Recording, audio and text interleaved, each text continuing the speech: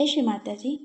जिस तरह ऊंची कक्षाओं के विद्यार्थी अपने से छोटी कक्षा के विद्यार्थियों का स्नेहवश मार्गदर्शन करते हैं, उन्हें बताते हैं कि उन्हें क्या पढ़ना है, कैसे अपना प्रदर्शन अच्छा रखना है, ठीक उसी तरह हमसे उच्च जगत की जो सत्ताएं हैं वे चाहती हैं कि हमारा जीवन पृथ्वी पर सार्थक हो, हम सही तरह से पृथ्वी पर अपना जीवन व्यतीत करें, अपने उद्देश्य को हासिल करें। और इसीलिए वे समय समय पर संदेश प्रेषित करते हैं।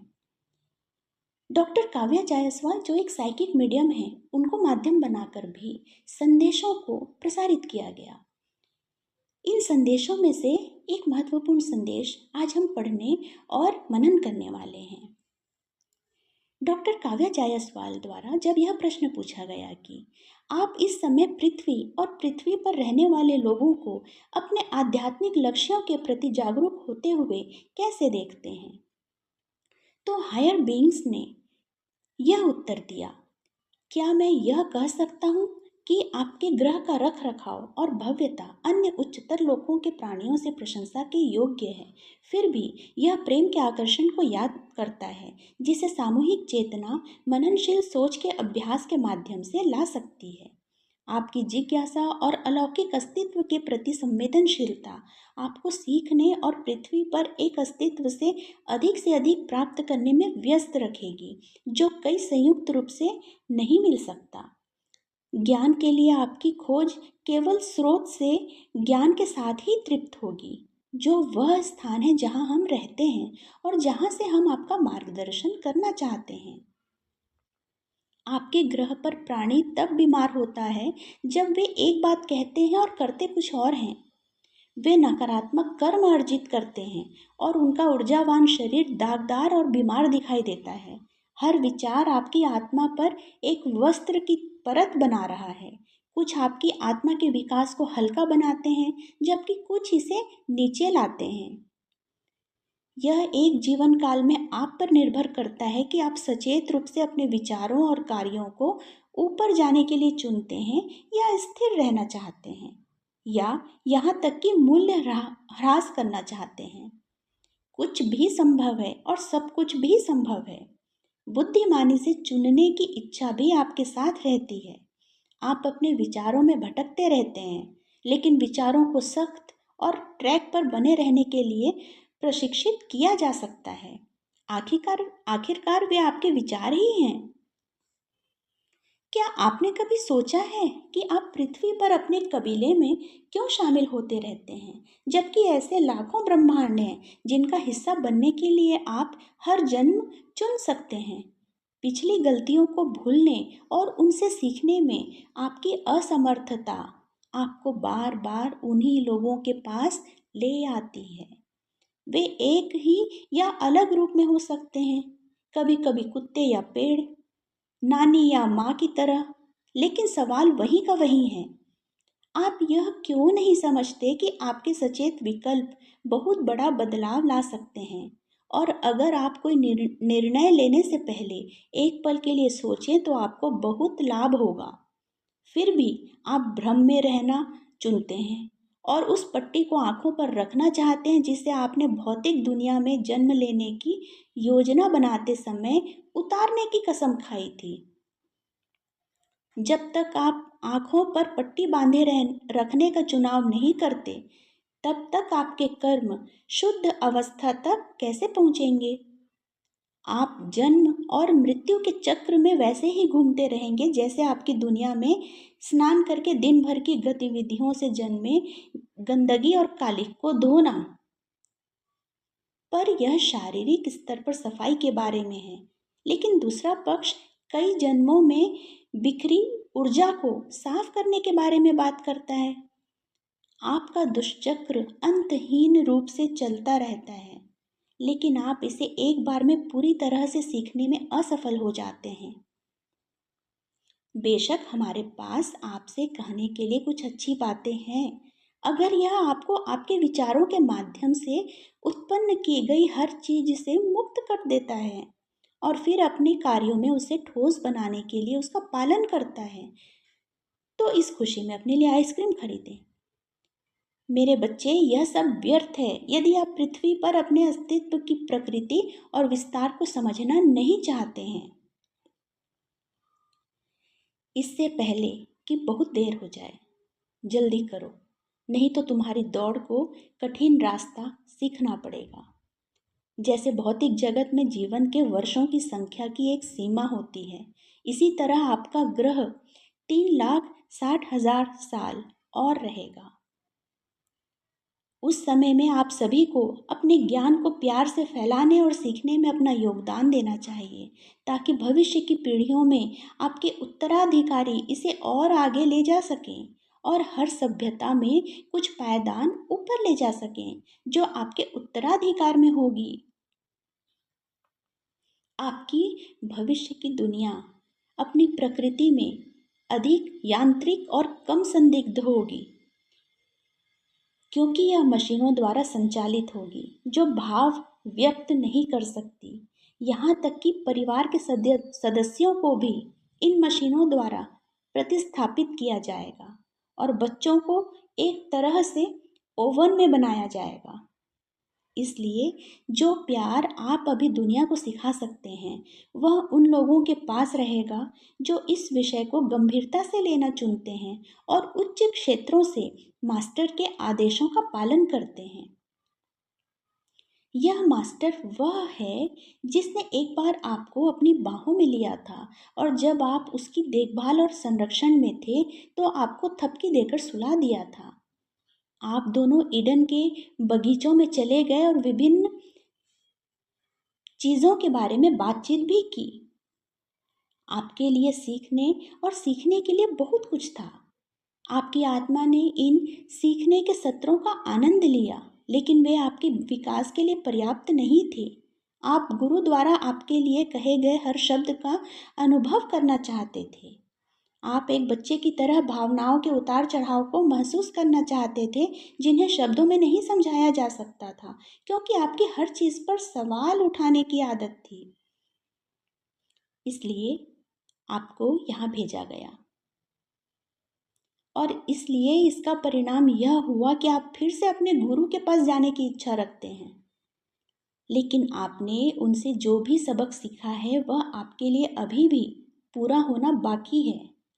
समस्या यह है कि अगर गुरु आपको वापस अपने आलिंगन में आने देते हैं तो संभावना है कि आप अपने आत्मिक शरीर में उन सभी अनुभवों के लिए तरस सकते हैं जो व्यावहारिक शिक्षा में अधूरे रह गए होंगे, और फिर आप आगे सीखने के लिए उसी स्थान पर वापस आना चाहेंगे। लेकिन एक बार जब गुरु आपको अपने स्थान पर वापस स्वीकार कर लेते हैं तो आपकी आत्मा शुद्ध और नवीनीकृत हो जाती है। इसलिए पिछले कर्म जिनसे आपने सीखा है और जिनसे आप बढ़े या बिगड़े हैं वे अब अस्तित्व में नहीं रह पाएंगे। इसका मतलब है कि विकास को फिर से शुरू करना होगा। क्या आप देखते हैं कि यह चक्र कितना कठोर है और कैसे एक विचार और कार्य आपके द्वारा चुने गए विकल्पों में असंगति के कारण जो कुछ भी था और जो कभी होगा उसकी दिशा बदल सकता है? तो ठीक है, तो यह हमारी जिम्मेदारी है कि हम बार बार आपके करीब आएं और आपको याद दिलाएं कि आप खुद को न खोएं या अपने भौतिक लाभों अर्थात मटेरियल गेन्स को न बढ़ाएं या उसी के बारे में चिंतित न रहें, क्योंकि यह आपका सच्चा उद्देश्य नहीं है। आपका उद्देश्य अपनी आत्मा की सच्ची प्रकृति के अनुसार जीना है। बदले में दूसरों को भी ऐसा करने के लिए प्रेरित करना है और इससे समान आवृत्ति वाले व्यक्तियों का एक समूह बनेगा जो सामूहिक रूप से एक ऐसा कंपन उत्सर्जित करेगा जो आपके ग्रह पर अन्य अल्प सक्षम जीवन रूपों को ऊपर उठाने में मदद कर सकता है। आप यहाँ केवल करने और मरने के लिए नहीं हैं, बल्कि करने, प्यार करने, बढ़ने और एक दूसरे को बढ़ने में मदद करने के लिए भी हैं। अपने ग्रह के कंपन को बढ़ाना और ईश्वर या किसी उच्चतर प्राणी या उच्च ऊर्जा पर निर्भर न होना जैसा कि आप इसे कहना पसंद करते हैं, एक सामूहिक जिम्मेदारी है। It is a collective responsibility. क्या आपको लगता है कि यह आपको यहाँ इसलिए भेजा गया है ताकि आप दिन रात जो नाटक रचते हैं उससे खुद को खुश कर सकें? हमारी दुनिया आपकी कल्पना से कहीं ज़्यादा खूबसूरत है। वनस्पतियाँ, जीव जंतु और संगीत हमें यहाँ उच्चतर लोकों में अनंत काल तक बांधे रखने और मंत्र मुग्ध रख करने के लिए पर्याप्त हैं। लेकिन इसके बजाय हम आपके अस्तित्व के तल पर और आपके और अन्य ब्रह्मांडों में उन्हें प्रेम, आनंद और आत्मविकास के बारे में सिखाने के लिए यात्रा करना चुनते हैं, जिससे आपके तल का समग्र विकास होगा। आपको यह समझाना एक बहुत बड़ा काम है कि हमें किससे निपटना है, लेकिन अंत में यह सब प्रयास के लायक है। हम अंत में कहते हैं क्योंकि हम जानते हैं, जैसा कि हमने देखा है कि अन्य सभ्यताओं को हमारे समय समय पर हस्तक्षेप से लाभ हुआ है। आपको भी लाभ होगा। प्रेम को अपना मार्गदर्शक बल बनने दें और बाकी सब हमारी तरफ से हो जाएगा। आप प्रेम बने और आप प्रकाश बने। आप ही यात्रा हैं और आप ही अनेक गंतव्यों की, अनेक यात्राओं के यात्री हैं। फिर भी सभी एक ही लक्ष्य की ओर ले जाती हैं, स्वयं की खोज। आपसे प्यार किया जाता है और इसका लाभ यह है कि आपको हमारे क्षेत्रों से अकल्पनीय तरीकों से बिना शर्त समर्थन मिलता है। अपने कुछ क्रूर तरीकों को छोड़ दें और आप देखेंगे कि प्रकाश आप तक तेजी से और बेहतर तरीके से पहुंचता है, क्योंकि आप वह प्रकाश हैं जिसे आप बाहर खोजते हैं। बस थोड़ा सा मंद हो गया है, क्योंकि आपकी आत्मा यहाँ पृथ्वी पर कई जन्मों के निशानों के रूप में बोझ ढोती है। जल्द ही आप अपने आसपास के लोगों को अपनी ऊर्जा को शुद्ध प्रेम में बदलने के माध्यम से प्रबुद्ध करने के तरीके खोजेंगे। जो लोग खोजते हैं वे प्रचुर मात्रा में बढ़ेंगे, और जो नहीं चाहते हैं वे वहीं रहना पसंद करेंगे जहाँ वे हैं। फिर भी विकास कभी किसी के लिए नहीं रुकता। यदि अभी नहीं तो किसी और समय, किसी और जीवन रूप, अस्तित्व के किसी और आयाम में। लेकिन यह वैसे ही जारी रहेगा जैसा कि हमेशा से रहा है। विभिन्न तरीकों से सीखने की आपकी निरंतर खोज को हम मंजूरी देते हैं। जब आप तैयार होते हैं तो हम आते हैं और आपका मार्गदर्शन करते हैं। यह युगों से चल रहा है और आगे भी इसी तरह जारी रहेगा। अब यह आप हैं, फिर यह आपके उत्तराधिकारी होंगे जो हमारी सहायता मांगेंगे। लेकिन यह एक ऐसी यात्रा है जिसके लिए हम प्रतिबद्ध हैं। यदि आप विकास चुनते हैं तो हम आपको अनुकूलित प्रकार से सहायता करने में प्रसन्न होंगे, जो आध्यात्मिक दृष्टिकोण से आपकी वर्तमान स्थिति और आपकी इच्छा को देखते हुए अधिक उपयुक्त हो, ताकि हम ज्ञान को आप तक पहुंचा सकें। आपका दिल जितना अधिक सीखने के लिए खुला होगा, उसके द्वार उतने ही चौड़े होंगे और वहाँ पहुँचने के आपके रास्ते उतने ही विशाल होंगे। इसलिए सीखें और बढ़ें, फिर सिखाएं और इसे आगे बढ़ाएं। जितना अधिक आप परिश्रम करेंगे, आपके उत्तराधिकारियों और फिर उनके उत्तराधिकारियों के लिए नींव उतनी ही मजबूत होगी। आपको एक महत्वपूर्ण भूमिका निभानी है, लेकिन जितनी जल्दी आप इसे महसूस करेंगे, उतनी ही बेहतर समझ आपको अन्य जीवन रूपों और उनकी संबंधित सभ्यताओं से सीखने और प्रशिक्षित होने के अवसरों की होगी। जिस दुनिया को आप जानते हैं वह जल्द ही उस तरह से बदल जाएगी जिस तरह से आपके पूर्वजों ने इसे छोड़ा था, जिस तरह से आप इसे लेंगे। आपके ग्रह पर एक षड्यंत्र चल रहा है, लेकिन इसका खुलासा जल्द ही हो जाएगा और आपको दैनिक कार्यों के लिए मात्र भौतिक जीवन जीने की निरर्थकता का एहसास होगा। इस संदेश के अंत में डॉक्टर काव्या जायसवाल ने डेवॉन का जिक्र किया है।